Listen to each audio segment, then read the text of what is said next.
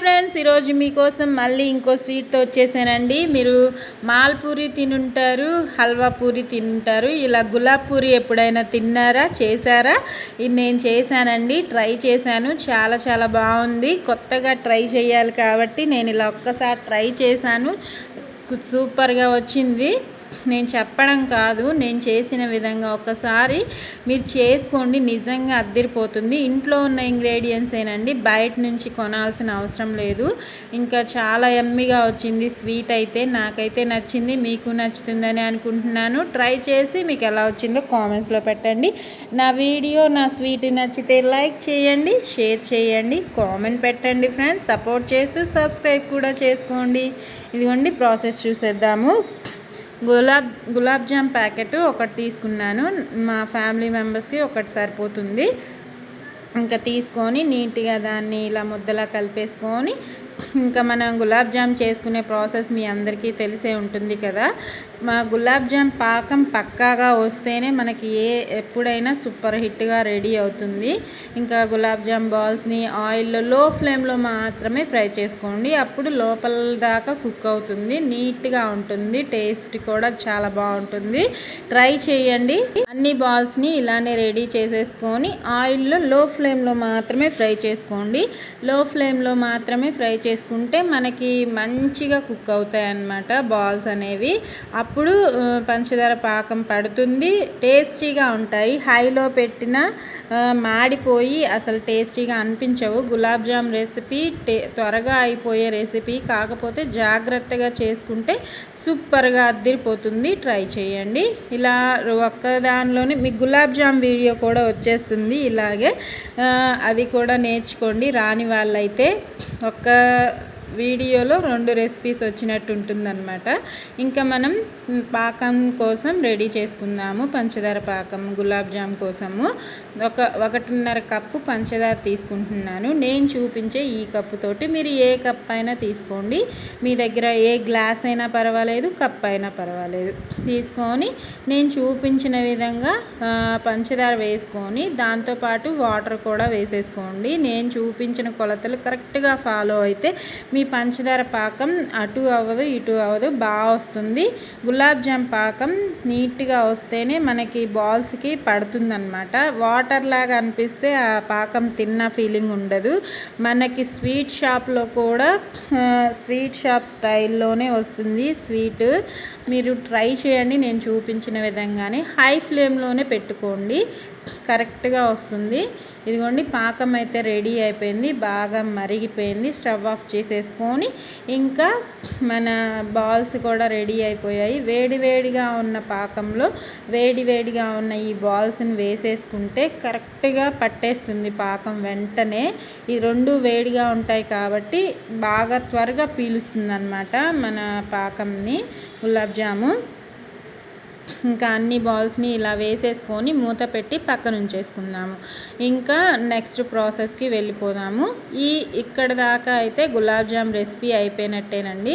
గులాబ్ జామ్లో మీకు కావాలంటే dry fruits, యాలకులు కూడా దంచి వేసుకుంటే పాకంలో సూపర్గా రెడీ అయిపోయినట్టే గులాబ్ జామ్ అయితే. గులాబ్ జామ్ చేసుకునే వాళ్ళకి ఇదొక వీడియో అన్నమాట. ఇంకా నెక్స్ట్ నేను గులాబ్ పూరి చేస్తున్నాను కదా, అది ఆ ప్రాసెస్కి వెళ్ళిపోదాం ఇప్పుడు. ఇదిగోండి ఒక బౌల్ తీసుకున్నాను, దానిలో మైదా పిండి వేసుకుంటున్నాను. మైదా పిండితో మాత్రమే ఈ స్వీట్ చేసుకోవాలి. గోధుమ పిండితో ట్రై చేస్తే అంత బాగోదు అనుకుంటున్నాను. నేను ట్రై చేయలేదు, కానీ మైదా పిండితోనే ట్రై చేయాలి. బయట మాల్పూరి అలానే చేస్తారు కదా. 1.5 కప్పు మైదా పిండి తీసుకున్నాను. మీరు ఏ కప్ అయినా గ్లాస్ అయినా తీసుకోండి నేను చూపించే దాంతో. ఇది మాత్రం పంచదార పౌడర్ అన్నమాట. ఇది 1 కప్ అంతా, ఈ కప్పుతో సేమ్ కప్పుతో 1.5 కప్పుకి 1 కప్ అంత పంచదార పౌడర్ తీసుకోండి. పిండిలో బాగా మిక్స్ అవుతుంది. ఇంకా సాల్ట్ చిటికెడు వేసుకుంటున్నాను, సరిపోతుంది. స్వీట్స్లో సాల్ట్ వేస్తే మంచిది, టేస్ట్ కూడా బాగుంటుంది. ఇలా అంతా మిక్స్ అయ్యేలాగా కలిపేసుకొని కొద్దిగా వాటర్ వేసుకొని పిండిని జారుగా కలుపుకోండి. ఆ కన్సిస్టెన్సీ నేను ఇప్పుడు చూపిస్తాను. చేత్తోనే కలుపుతున్నాను, ఎందుకంటే ఉండలు కట్టకుండా చేత్తో మనం ఇలా కలిపితే ఇంకా ఏమన్నా బాల్స్లా అలా ఉన్నా చేత్తో నలిపేసుకోవచ్చు ఈజీగానే. అందుకే నేను చేత్తో కలుపుతున్నాను, మీరు ఏ గరిటెతో అయినా కలుపుకోండి. నేను పంచదార పౌడర్లో 3 యాలకులు మిక్సీ పట్టుకున్నాను. అదిగోండి గ్రీన్గా కనిపిస్తుంది కదా, అది యాలకులు అన్నమాట. ఇలా నేను చూపించిన విధంగా జారుగా కలిపేసుకొని దీనిలో కాస్తంత సోడా ఉప్పు వేసుకుంటున్నాను. 1 స్పూను, చిన్న స్పూన్తో 1 స్పూను వేసేసుకొని చక్కగా మిక్స్ చేసేసుకొని పక్కన పెట్టుకుందాము. పక్కన పెట్టేసుకొని మాల్పూరి ఆయిల్లో డీప్ ఫ్రై చేస్తారు కదా, నేనైతే ఆయిల్ ఎక్కువ ముందు ఒకటి వేసి ట్రై చేశాను ఆయిల్లో, అది ఆయిల్ ఎక్కువగా పీల్చినట్టు అనిపించింది. అందుకే నేను మళ్ళీ ఇలా ప్యాన్ పెట్టేసుకొని అట్లులాగా వేసుకుంటున్నాను. ఈ మైదా పిండి బ్యాటర్ని అట్లులాగా వేసుకున్న చాలా బాగా వచ్చింది. స్వీట్ అయితే మీరు చూశారు కదా, ఫస్ట్ టెక్స్చర్ అయితే అలానే ఉంది. పాకం కూడా నేను చూపిస్తాను క్లియర్గా, మీకు ఇబ్బంది ఏమి ఉండదు. ఇలా అట్లులాగా పలుచుగా వేసుకోండి, అప్పుడు బాగా వస్తాయి అన్నమాట. పలుచుగా మాత్రమే వేసుకోండి, మందంగా వద్దు. వేసేసుకొని 2 వైపులా కలర్ మారేంత వరకు ఫ్రై చేసేసుకోండి. లైట్గా ఆయిల్ వేసుకుంటున్నాను, మీ దగ్గర నెయ్యి ఉన్నా వేసుకోండి. నా దగ్గర ప్రస్తుతానికి నెయ్యి అవైలబుల్గా లేదు, అందుకే ఆయిల్ స్ప్రింకిల్ చేసినట్టు వేసుకుంటున్నాను. వేసేసుకొని 2 వైపులా టర్న్ చేసుకుంటూ కాల్చుకుంటే ఈ అట్లన్నీ రెడీ అయిపోతాయి.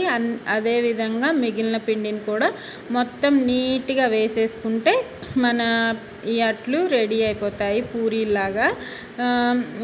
ఆయిల్లో డీప్ ఫ్రై చేస్తే ఎక్కువగా ఆయిల్ పీల్ చేసి ఇంకా నూనెగా అనిపిస్తుంది, అందుకే నేను ఇలా ట్రై చేశాను. ఈజీగా అయిపోతుంది, టేస్ట్ కూడా బాగుంది. ట్రై చేయండి ఫ్రెండ్స్. 2 వైపులా కలర్ మారేంత వరకు ఫ్రై చేసేసుకొని అన్నీ పక్కన పెట్టేసుకొని ఇప్పుడు మన గులాబ్ జామ్ బాల్స్ కూడా రెడీ అయిపోయి ఉంటాయి. నేను ఈ ప్రాసెస్ చేసేటప్పటికి 1 అవర్ టైం పట్టింది. ఈ మైదా పిండి మిక్చర్ కలుపుకోవడం, ఇవి అట్లు రెడీ చేసుకోవడం, ఇదంతా చేసేలోపు ఒక 1 అవర్ పట్టిందనమాట. ఈ 1 అవర్లో మన గులాబ్ జామ్స్ అయితే బాగా రసం పీల్చుకొని బాగా రెడీ అయ్యాయి. మీకు ఆ టెక్స్చర్ కూడా ఇప్పుడు చూపిస్తాను నేను. ఇదిగోండి, 2 వైపులా టర్న్ చేసుకొని మిగిలిన పిండిని కూడా వేసేసుకుందాము. వేసేసుకొని అన్నింటినీ ఇంకా పక్కన పెట్టేసుకుందాము రెడీ చేసుకొని. ఇదిగోండి ఒక్కొక్కటిగా మొత్తం రెడీ చేసుకొని పక్కన పెట్టేసుకున్నాను. ఇప్పుడు దీనిలో నేను ఇంకా గులాబ్ జామ్స్ తీసుకొని ఇదిగోండి చక్కగా నాని పైకి ఉబ్బాయి చూడండి, అలా ఉబ్బితే కరెక్ట్గా నానిపోయినట్టే. ఇంకా వీటన్నిటిని ఇలా స్మాష్ చేసుకుంటున్నాను. మ్యాష్ చేసుకొని నీట్గా మ్యాష్ చేసుకుంటే ఆ పాకంలోకి ఇదంతా మిక్స్ అయిపోయినట్టు అవుతుంది. ఆ బాల్స్ అంతా ఇలా మ్యాష్ చేసుకోండి. మ్యాష్ చేసుకున్న మిశ్రమాన్ని మనం రెడీ చేసుకున్న అట్లలోకి పెట్టేసుకుందాము. ఇదిగోండి ఇలా చేసుకొని మనం రెడీ చేసి పెట్టుకున్న అట్లల్లో ఒక్కొక్కటిగా తీసుకొని దానిలోకి ఈ మిశ్రమాన్ని పెట్టేసుకుంటే మన మాల్పూరిలో కోవా పెడతారు కదా, సేమ్ అంతేనండి, ఆ టైప్లోనే చేశాను. వాళ్ళు కోవా పెట్టారు, నేనైతే గులాబ్ జామ్ మిశ్రమం పెట్టాను. అందుకే నేను గులాబ్ పూరి అని పెట్టానన్నమాట పేరు నా రెసిపీకి అయితే. ఇంకా అన్నీ ఇదే విధంగా రెడీ చేసేసుకొని ఇంకా టేస్ట్ చేస్తే ఎంత యమ్మీగా ఉందంటే చాలా చాలా బాగుంది. మీరు ట్రై చేయండి, కొత్తగా తినండి, సంతోషంగా ఉండండి, ఆరోగ్యంగా ఉండండి. ఓకేనా ఫ్రెండ్స్, బాయ్.